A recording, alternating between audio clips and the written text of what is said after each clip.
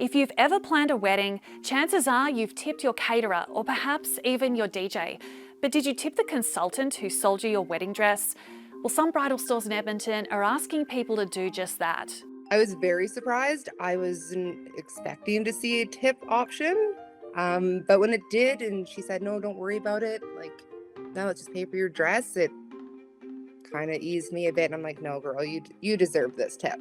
Brittany Henderson-Curry says she left a 15% tip on a $1,700 dress. If you do the math, that's $255. She says she felt great about leaving a tip because the service she received was worth it.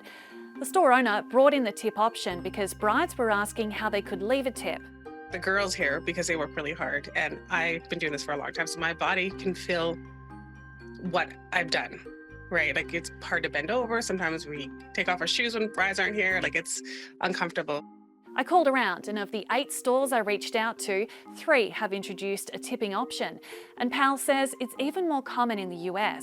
These brides are tipping like $200-300 after the dress purchase, right? So there's large tips, or we don't get large tips here.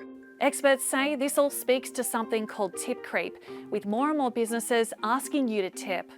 Creeping into the wedding dress, the creeping into, the candle shop or the oil lube place. It's like, my goodness, when is this gonna stop? Who's, is my doctor, is my kid's teacher gonna ask me to tip next? Bruce McAdam says some business owners have one big reason for supporting tip creep.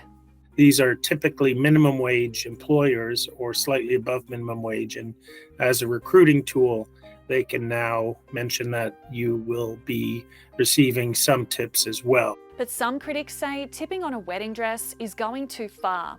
If you want your consultants to make money, be appreciated, then pay them more. Don't put it on the customers to make sure that is they're doing that. We'll have to wait and see whether wedding dress tipping becomes the norm in Canada.